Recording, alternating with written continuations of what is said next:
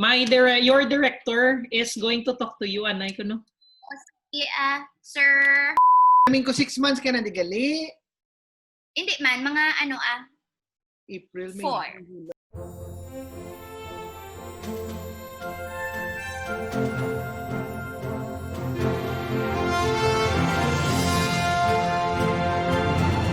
Hi guys, and welcome to Exhibition, Iloilo Primagalao's podcast featuring people, places, and events here in Iloilo City.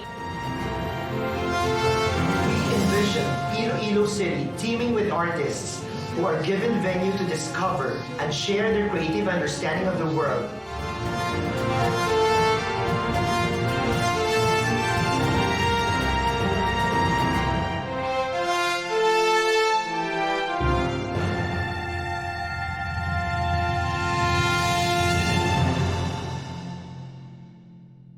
Hi, sir! Bea, pahingin nga ako nung... Bavarian po, tsaka twist. Yan. Para kay Bunso. Yan. Kahit na ang kapalit ay mawalay sa kanila para mag-abroad.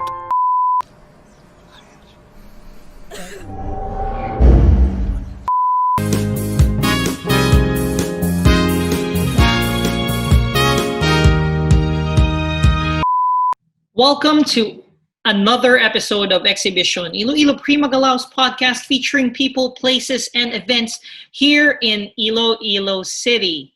As always, do not forget to contact us through YouTube in Iloilo Primagalao Official, and you can also reach us hashtag Iloilo Primagalao, hashtag Exhibition. And we have a wonderful show in store for you today.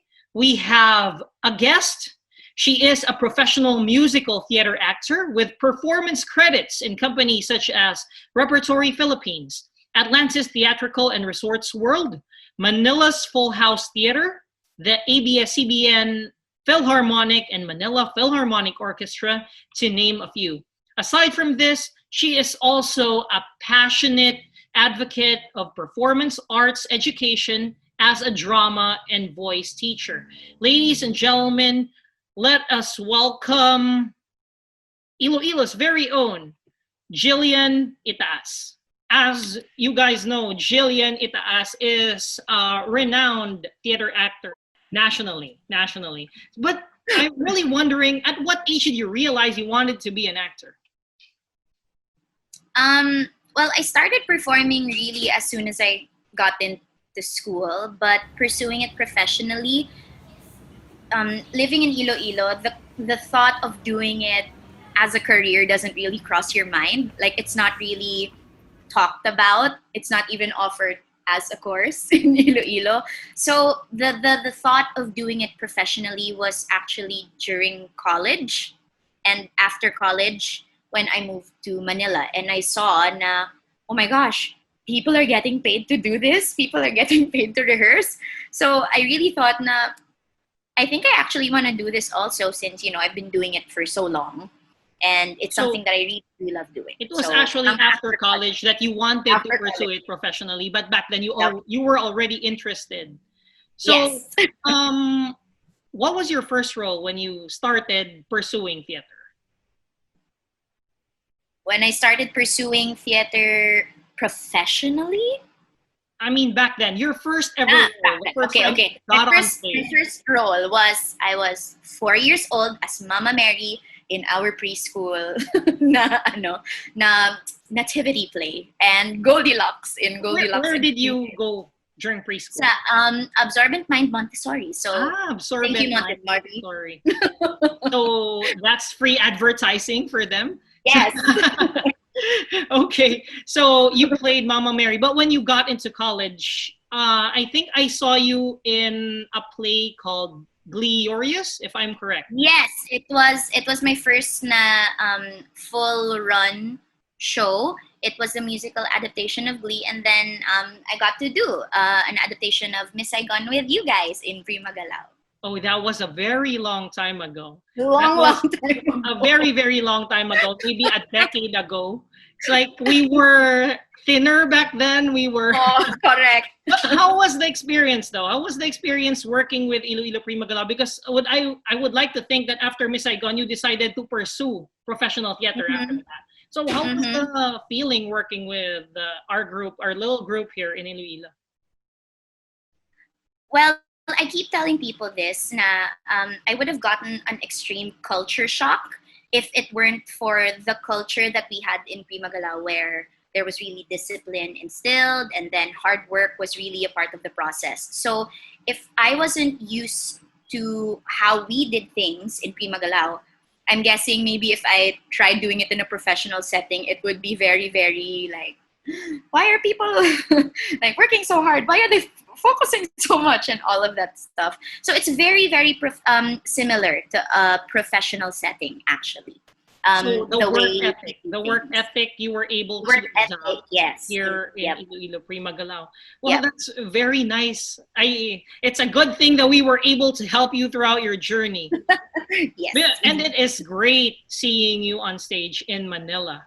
So, Thank but you. one thing that really bothers me is that how do you prepare yourself for auditions? Because when you audition, there is a very high chance that you might probably be rejected. How do you compose yourself? How do you get yourself ready? How do you psychologize going for that process?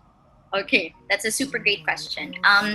But personally, my first 2 auditions, I was quite lucky. I did it on a whim, but I guess I got super lucky. But as I decided to pursue it professionally, I knew auditioning would be hard, but nothing really prepares you emotionally and mentally when you get rejected so many times. Sometimes that's tuloy-tuloy pa.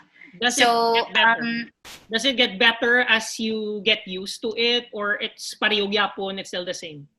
Well, I really say na the professional theater is really not for everyone, because it's really for the people who really, really want to pursue it and are willing to go through all of the hard things that we go through when we do it professionally. So for auditions, you don't just go in there and wing it and hope for the best. You really, well, me personally, I prepare by going regularly to voice lessons or classes, and I have what you call an audition book. So that's like a book with your resume, all of the sheet music, and the music that you regularly use for audition. And another great tip is also to keep listening to all kinds of material, read all kinds of material, familiarize yourself, especially with the classics and the new shows coming out. So that's my preparation. Is there a specific template of how auditions are to be conducted? Yeah, usually auditions, they ask you to come in and then they ask you to sing specific cuts of a song. And then sometimes they let you read parts from the script. And then after that, if it's a musical, there's a dance callback. So sometimes you get called back several times, and then until the final casting, or sometimes during the callback, they'll be like, okay, we've seen enough.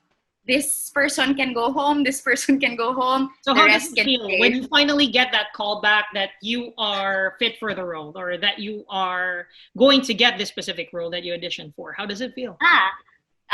Well, contrary to what people believe, sometimes they think, now when you get the role, amo na na, like, yay, I got the role.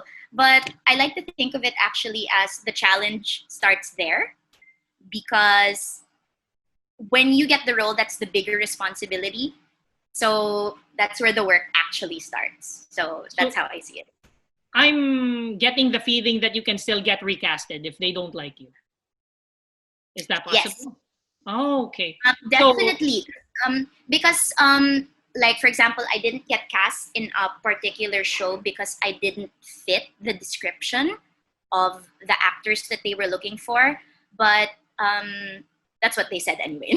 Now, I gave such a good audition that they remembered me for the next show. So So part of it is talent, part of it is luck, but part of it is suitability to the script and Yes. to the production. yes, Okay. most So definitely. you have It's to hit all those marks. Yes. So it's I know a lot of people who are like, oh, but I'm a great singer, I'm a great dancer. But at the end of the day, if you don't fit the exact roles that they're looking for, it's really it's really difficult to cast you in a show that you're not suited for in the first. So you do place. learn a thing or two about humility. Yes, most definitely, most definitely. And it takes a lot of guts for you to pick yourself up and then do it again. And maybe Oh, face rejection again.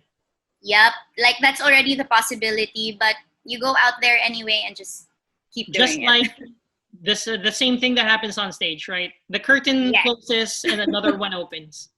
So, of Correct. all the plethora of roles that you've played, Jill, what is your favorite? Super cliche answer, but I actually love them all. But the most memorable Political for me- answer? Hindi man, but the most memorable for me is actually Little Red in Into the Woods, because that was my first professional show, and the character's really fun. Like she's kind of like psycho, and you get to play around with it. So I really enjoy doing that. And it's a great play. It's a great play. Yeah. And how long do you guys practice for those roles? I mean, on your own. I'm not talking about rehearsals. Like, how much homework do you do when you are given a role? Let's say, for example, you're given Little Red. How long do you practice the lines? How long do you practice the songs? What physical transformations do you have to go through? And Yeah. Yeah. So usually at the start of the year, that's when all of the auditions happen. So usually it's like a good 6 to 8 months before you do the actual show. So rehearsal is around a month or two, but I really like to take the time, all of those months, like 6 to 5 months before, to really delve into the material and do my homework, like memorize my songs, get into the text, so that when the rehearsals come in, you're actually expected to already know what you're supposed to do. Like you're supposed to come in the rehearsal ready, and you're just there to be directed and discover the process. But you're expected to do your homework as an actor. So, you have any dream roles that you are waiting to be given to you, waiting to audition for? Yeah. My dream role is she's a teenager. I think I can still pass off as a teenager on stage. So it's the role of Vendla from Spring Awakening. It's a musical. And when I probably look older, maybe just to come full circle, the baker's wife from Into the Woods. So Oh, that's okay. a really good one. I don't think we will ever get that chance to look that very old. Hopefully, though. Hopefully, though. I mean, part Much of it makeup. is the height. Yeah. I mean, yeah. speaking for me, sometimes I get mistaken for, a teenager. Sometimes it's nice. Sometimes, most of the time, it's. Yeah. I Okay. feel you. Same boat. So, moving forward, I mean, we've been practicing over and over again for that specific scene. How can you tell if it's a good scene already? Well, I think it's a good scene or a good show in general if everything just gels together, like nothing feels too forced or rehearsed. For me, the greatest shows I've watched, even like the simplest of sets or minimal costumes, it's still a great show and a great scene overall if your homework is there, if you know that they studied their characters and the backstories, it's there, but it's not too calculated. So it's a good mix of marrying both your work and making it look effortless. So I think that's And That's not my jumping off definition. from that question, what makes a good scene partner? a good scene partner. Well, first of all, that your scene partner has to understand the character and the scene. It really shows if an actor doesn't. And it really shows also when, for example, you and your scene partner, you do the work beyond the rehearsals. Like you really take the time to talk the material through, build rapport, and get the same understanding of the material. It shows. But most importantly, a good scene partner is someone who listens. Because you can't react. Yeah, you can't react the right way. And it differs every show, di ba, no? It really differs, your reaction. So you can't just go on autopilot. What if your scene partner gives you something new for the day? But have you can't experienced doing it with someone who doesn't gel with your acting style? Or someone... Most definitely. Yeah. Because sometimes, I mean, in my experience, sometimes you get to partner with someone, they're excellent actors on their own, but when you decide to act together with them, it's just that we just can't connect. There's just a different style of doing it, and they have a different style of doing it, and they're good on their own, and the result just doesn't become something magical. Yeah, So- yeah. Which is why listening and taking the time to build rapport with your scene partner is such a big part of the process. Like for me, I like to hang out with my co-actors outside of a show, and we like talking about the show in a more casual setting. So we kind of like are on the same page, and we kind So of have you- the same understanding. You get out from the hectic schedule of the rehearsals and get into a more personal level, at least to be comfortable with the person that you're acting with. Yes. And when you're already comfortable with the person that you're acting with, hopefully it shows when you do get on set and when you do perform. Yes. So, And it's also great if you guys can, throw lines together, rehearse on your own, so that by the time rehearsal comes in, you can just focus on doing the work. So always great to do that. I mean, we started talking, before we started talking about theater, we were talking about you being back here in Iloilo. So besides doing theater, what else do you enjoy? I also like, well, aside from theater, I also teach. But I still teach theater.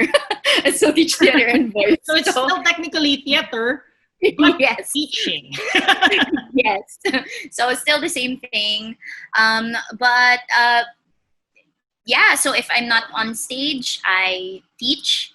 If I don't teach, I try out for commercials or voice work. So in order for you to survive financially as an actor, you really have to be open to doing not just one thing. You really have to put yourself out there. Yeah, diversify and try to look for other things to do that can bring in the income. Because it's a very cutthroat business, most especially there in Manila. Yeah. The competition is really intense because you have a lot of very, very talented actors and actresses there. And the roles just don't come for free. It's really a very, very unforgiving territory, but it's really great that you were able to get through it. So what was it? What do you think is the secret ingredient that Jill has that she was able to conquer all those? Well, I'm really proud of the fact that I'm really just a resilient person. No matter what life throws at me, I feel sad about it, but after that, I'm just so ready to pick myself up and see what can I do next. I really ask myself, okay, that happened. We can't do anything about it. What do I do next? So it's really just a resilience, I guess. And because for me, when they tell me about Jillian Itaas, I've always believed that Jillian, you is a naturally talented person, but natural talent plus hard work is your key to success. So it's a combination of both. It's really a combination. It's a combination of both. So yeah, can you give us a fun fact about you that people don't know? A fun fact about me, well, you said it earlier, I look actually younger than I really am. Like when people find out my age, they're like, what? And I don't know if I give off this vibe, but I'm actually a very type A person. Like I can't I'm not very spontaneous. I'm not like I like to plan stuff Well, you out. could have If fooled me. This is very spontaneous. so that's it basically. What else? So, just to address the elephant in the room, how old is Jillian? How old are you? I'm turning 30. Oh, you make it sound as if it's a bad thing. No, I'm not. I'm But it's turning just that 35. grabe, hindi man. But it's like when people see me, they're like, ha! 30, and I'm like, yeah. Maybe, yeah, that's it. Well, I'm like tita batasan, pero though I don't look like one. So, like that. well, the Tita Batasan works well in specific characters, di ba? Yes, you indeed. get the opportunity to be a tita in some characters. Maybe you can use that, but it's really nice that you get to maintain this lovable personality that you always had back then when you were Oh, thank still you. here with Iloilo Prima Galaw. And, one more thing. What's it like to be an actor in the current situation, this pandemic? Whew, okay, so right now it's very difficult for everyone in the performing arts industry, as we all know. Like, right, big sigh. Okay, but because all shows and projects are canceled, and basically everything that involves the performing arts are in an enclosed area with an audience of people, so no way out gid kita. So it's really making do with what we can do. So that's digital or online projects like this one. We can totally just do stuff online. And for now, I guess teaching. Teaching is also one great way of, keeping the tradition of performing arts and workshops Alive. alive. Yeah, in keeping it this alive. time. It was really, really a change of pace, like I said earlier. I mean, back then we used to do projects daily, and now we're here in an empty room talking to each other about the good old days. But hopefully, the good old days will come back. And And I really do believe that we'll all come out better from this. yes. And we're all just so excited to work that when the time actually comes in that we get to work, we'll cherish it all the more, and we'll really enjoy the time doing You it. get to love the things that you take for granted when everything Yep. was fine back then. Yeah. Yeah, we get to appreciate those things even more now because they Yes. are no longer that available. And well, Mhm. one more thing before I ask a very special request. What's next for Jillian Itaas? Ooh. What's next for At you? this point, it's really hard to say, but I really do wish that I continue to perform in the future and physically teach kids, because I miss teaching the kids. But you know what they say, like at this time we're really just lucky to survive day to day. Right. So that's what I'll do now, survive and just try to thrive.